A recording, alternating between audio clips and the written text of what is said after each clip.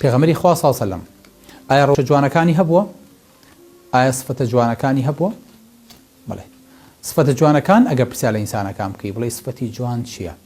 یەکەم پێت دەڵێ نەرمونیانی، ڕازگۆیی، ئەمینی، بەخشندەیی، خاکی بوون و تەواضع، شەرم و حەیا. ئەگەر ئینسان پابەستی هیچ دین و بەرنامە و قێمێکیش نەبێ، بەس بە مجرد پرسیار لێکردنی بڵێ زەحمە نەبێ ڕەوشت یعنی چی؟ تۆ ئەگەر ئینسانێکە خۆش بێ حەزەکەی سفەتەکانی چۆن بێ، هەر ئەم سفەتان جوانانە بۆ ڕیزەکە.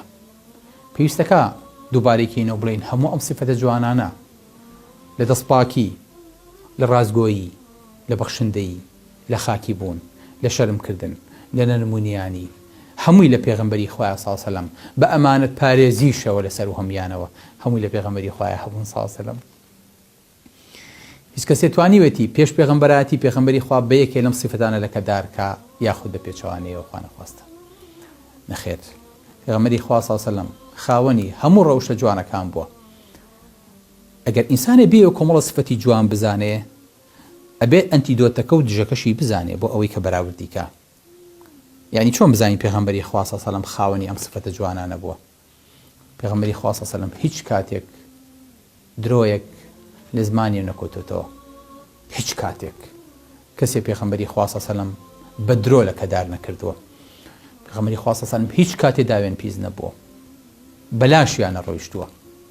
ڕۆژێ لە ڕۆژان لەگەڵ ئەوەی کە بازاڕی مەککە جمەی هاتووە لە عارەقە،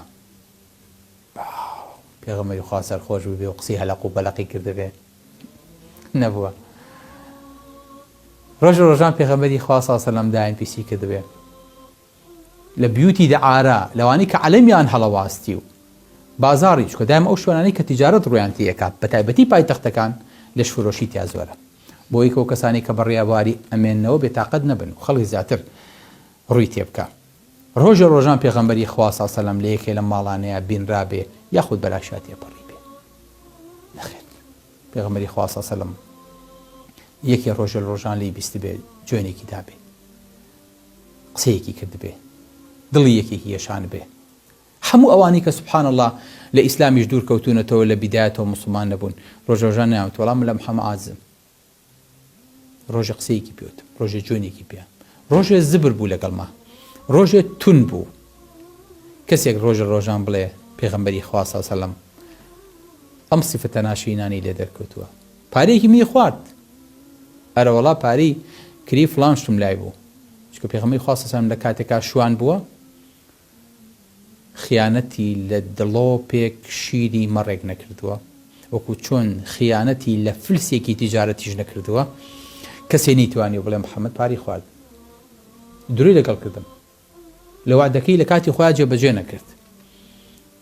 هیچ کاتێک پێغەمبەری خوا صلی الله علیه و سلم خاوەنی ئەم سفەتە ناشینانە نەبووە، کاتە بالمقابل پێغەمبەری خوا صلی الله علیه و سلم ڕەوشت و ئەوەی کە خوای گەورە پێبەخشیوە لە هەستێکی زۆر زۆر بەرزا بوو کە تا بەشەریەت بمێنێ ئەتوانێ شانازی بەم پیاوە بکە، نەگۆکو پێغەمبەریش بەڵکو پێش پێغەمبەریش وەکو بەشەرێک کە پیاوێکە بۆ ڕۆژە ڕۆژان لە تەریخا ئەبەم سفەتە جوانانەوە ژیاوە بەبێ ئەوەی کە وەحی ئاسمانی لابێ.